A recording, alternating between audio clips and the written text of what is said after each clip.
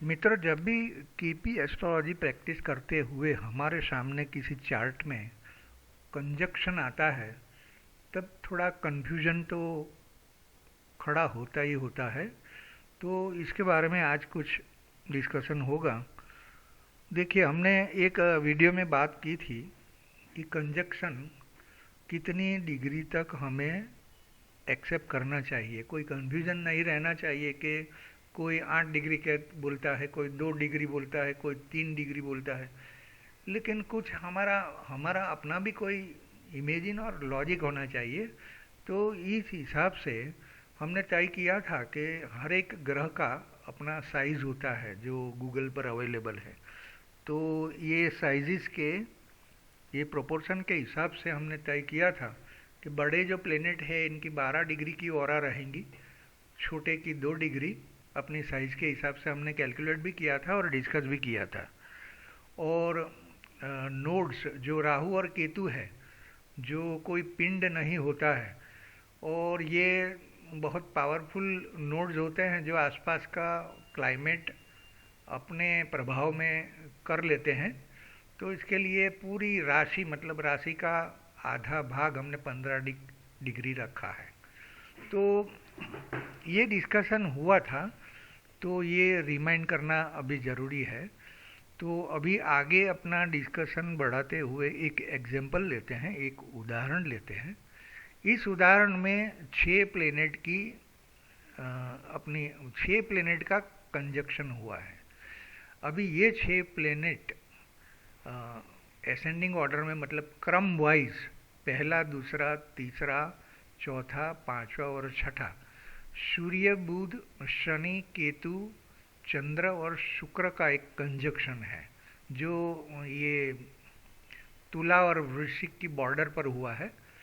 तो इसमें बॉर्डर को तो कोई लेना देना नहीं है कंजक्शन में, क्योंकि ये डिग्रिकली अगर कोई भी प्लेनेट किसी साइन में 29 डिग्री का है और उसके बाहर भी 12th हाउस वाली जो राशि है, या तो नेक्स्ट राशि है, उसमें 1 डिग्री का कोई प्लेनेट पड़ा है, तो ये दोनों युति में ही गिनती में लेंगे, ये कंजक्शन कंसिडर करेंगे हम।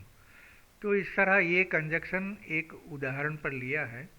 ये सूर्य 10 डिग्री पर है, ये तुला साइन में 10 डिग्री पर, बुध 20 डिग्री पर है, शनि 24 डिग्री पर है।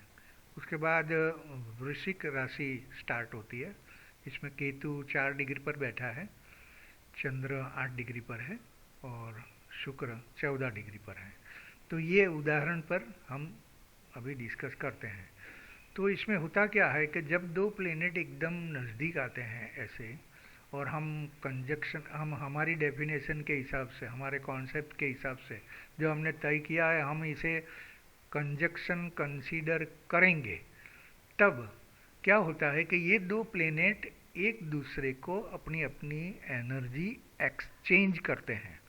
एक दूसरे को अपनी जो शक्ति है, अपने अपने हिसाब से, अपने अपने कैरेक्टरिस्टिक, हर एक प्लेनेट की अपनी एक कैरेक्टरिस्टिक होती है। तो ये दो प्लेनेट एक दूसरे को अपनी एनर्जी लेन देन करते हैं, एक्सचेंज करते हैं। तो यहाँ अभी सबसे पहले बात करते हैं सूर्य और बुध की। अगर सूर्य 6 और 5 का सिग्निफिकेटर बनता है, मतलब मान लीजिए वो छठे हाउस में बैठा है और 5th हाउस में ये सूर्य की राशि पड़ी है इसके बिगिनिंग पॉइंट पर, तो 6-5 का सिग्निफिकेशन बनता है। और बुध का, मर्क्यूरी का 6-2-3 बनता है। तो ये दोनों की मर्ज इफेक्ट हो गई, ये सारे हाउसेस मिला जुला के 6-2-5 और 3 की इफेक्ट हो गई। तो जब भी हम सूर्य की स्क्रिप्ट बनाएंगे तो सूर्य का सिग्निफिकेशन लिखेंगे 6-2-5 और 3। और जब भी हम मर्क्यूरी की स्क्रिप्ट बनाएंगे तो मर्क्यूरी स्क्रिप्ट बनाते समय जहाँ भी हमें मर्क्यूरी का सिग्निफिकेशन लिखना है तो 6-2-5-3 ही लिखेंगे।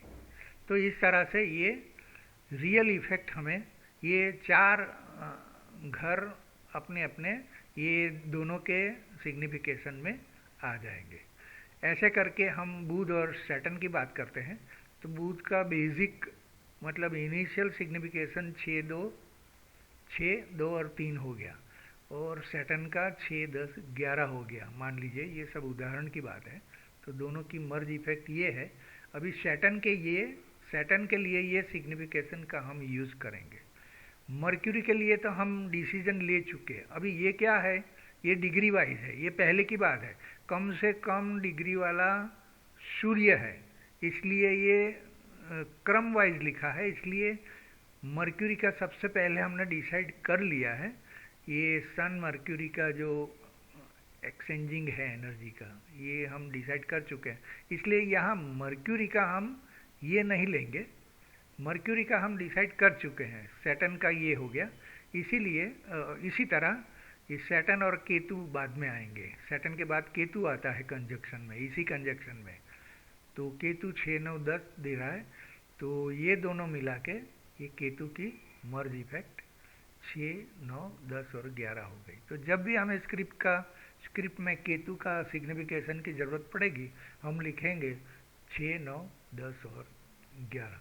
ये सब सारी बातें हैं ना, कोई भी सॉफ्टवेयर में अवेलेबल नहीं है और कहीं भी नहीं लिखी है, लेकिन ये एक थॉट है, ये एक लॉजिक है जो अच्छे रिजल्ट भी देता है और ये अच्छा प्रभाव भी देता है। तो इसी तरह केतु मून में ये मर्जिंग इफेक्ट 6 4 9 10 हो गया, और वीनस का 6 7 1 और 4 हो गया। तो आई होप आप इस लॉजिक का यूज़ करके देखेंगे कैसे रिजल्ट मिलते हैं। हमें तो ये रेकमेंड भी करते हैं हम। और तो ये कंजक्शन के बारे में एक ऐसा मतलब डिस्कशन था जो फर्स्ट टाइम यहाँ डिलीवर हो रहा है। तो आपने ये वीडियो वॉच किया, तो थैंक यू वेरी मच। आज के लिए इतना ही, बहुत बहुत शुक्रिया, थैंक यू।